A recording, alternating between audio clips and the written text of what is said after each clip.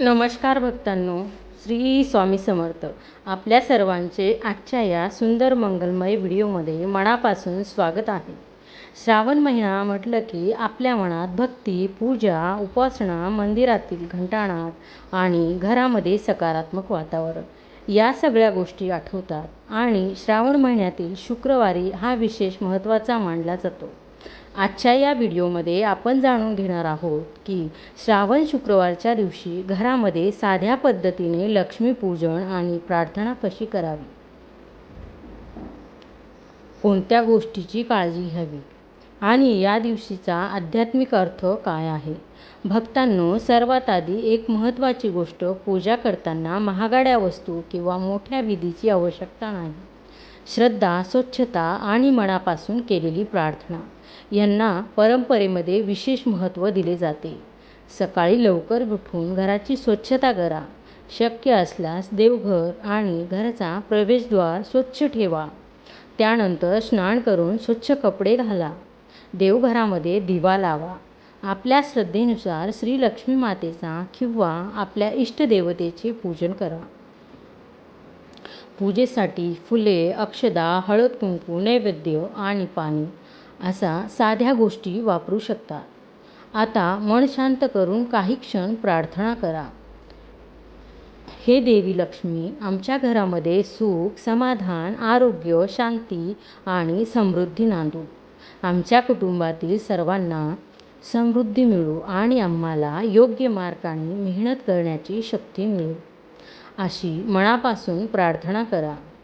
भक्तांनो, लक्ष्मी म्हणजे केवळ पैसा नाही. आपल्या भारतीय परंपरेत समृद्धीचा अर्थ अन्न, ज्ञान, आरोग्य, चांगले संबंध, समाधान आणि घरातील आनंद असाही घेतला जातो.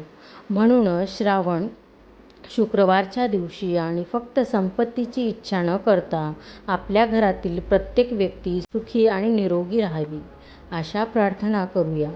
यानंतर आपल्या घरातील वडीलधाऱ्या व्यक्तींचा आशीर्वाद घ्या. जर तुमच्या कुटुंबामध्ये शुक्रवारच्या दिवशी उपवास किंवा एखादी पारंपरिक पूजा करण्याची पद्धत असेल तर ती आपल्या घरच्या परंपरेनुसार करा. प्रत्येक कुटुंबाची पूजा करण्याची पद्धत वेगळी असू शकते आणि याचा आदर करणे महत्त्वाचे आहे. आता येते ती सर्वात सुंदर गोष्ट म्हणजे नैवेद्य. घरामध्ये उपलब्ध असलेल्या पदार्थांपासून साधा नैवेद्य तयार करा. गोड पदार्थ, फळे किंवा आपल्या परंपरेनुसार योग्य असा नैवेद्य ठेवू शकता. नैवेद्य दाखवल्यानंतर काही मिनिटे शांतपणे नामस्मरण करा. श्री महालक्ष्मी नमः हा मंत्र श्रद्धेने म्हणू शकता. भक्तांनो, मंत्र म्हणताना संख्या किंवा वेळ याबद्दल ताण घेण्याची गरज नाही. मन शांत ठेवून आणि श्रद्धेने केलेले नामस्मरण हेच महत्त्वाचे. तसेच या दिवशी शक्य असल्यास एखाद्या गरजू व्यक्तीला अन्नदान करा, एखाद्याला मदत करा किंवा आपल्या क्षमतेनुसार चांगले काम करा. कारण आपला सण परंपरेचा खरा सुंदर संदेश हाच आहे. आपल्याकडे जे आहे त्याबद्दल कृतज्ञ राहणे आणि त्यातही काही भाग इतरांसोबत वाटणे. आता काही गोष्टी टाळण्याबद्दल बोलूया. पूजा करताना घाई करू नका. दुसऱ्यांच्या श्रद्धेची किंवा पद्धतीची तुलना करू नका. आपल्या पद्धतीने हे केले नाही तर नक्कीच वाईट होईल अशा भीतीवर आधारित गोष्टीवर विश्वास ठेवू नका. श्रद्धा आणि विवेक दोन्ही जपणे चांगले आहे. पूजा ही भीतीपोटी नव्हे तर आनंदाने आणि कृतज्ञतेने केले तर तिचा अनुभव अधिक सुंदर होतो.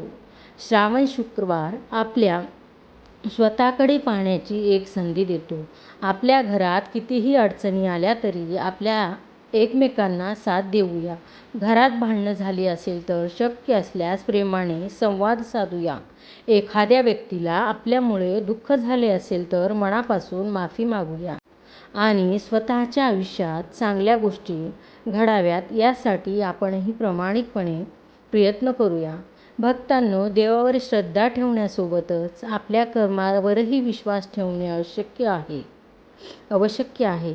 म्हणून या श्रावण शुक्रवारच्या दिवशी आपण एक गोष्टीचा संकल्प करूया. घरात शांतता ठेवण्याचे, चांगले बोलण्याचे, गरजू व्यक्तीला मदत करण्याचा, आईवडिलांचा आणि वडीलधाऱ्यांचा आदर करण्याचा आणि आपल्या ध्येयासाठी प्रामाणिकपणे मेहनत करण्याचा. शेवटी श्री लक्ष्मी मातेची प्रार्थना करूया. हे माता लक्ष्मी, आमच्या घरावर आणि आमच्या कुटुंबावर तुझी कृपादृष्टी राहू दे. आमच्या घरात अन्न, समाधान, प्रेम आणि शांतता नांदू दे. आम्हाला योग्य त्या मार्गाने पुढे जाण्याची बुद्धी आणि शक्ती दे. आमच्या हातातून नेहमी चांगले कर्म घडू दे. भक्तांनो, तुम्हीही मनापासून प्रार्थना करा. तुमच्या मनातील इच्छा, तुमच्या कुटुंबासाठीच्या शुभेच्छा आणि तुमच्या कृतज्ञता देवासमोर व्यक्त करा. आजचा हा श्रावण शुक्रवार तुमच्यासाठी आणि तुमच्या संपूर्ण कुटुंबासाठी आनंद, समाधान आणि सकारात्मकतेचा जावो. हीच मनापासून शुभेच्छा. व्हिडिओ आवडला असेल तर नक्की लाईक करा. तुमच्या मित्र-मैत्रिणी आणि भक्तांना आणि कुटुंबातील सदस्यांना शेअर करा. आणि अशाच भक्तिमय आणि माहितीपूर्ण व्हिडिओसाठी चॅनलला सबस्क्राईब करा. कमेंटमध्ये श्रद्धेने श्री महालक्ष्मी नमः असे लिहा. तुमच्या सर्वांच्या आयुष्यात सुख, शांती, समाधान आणि समृद्धी नांदो.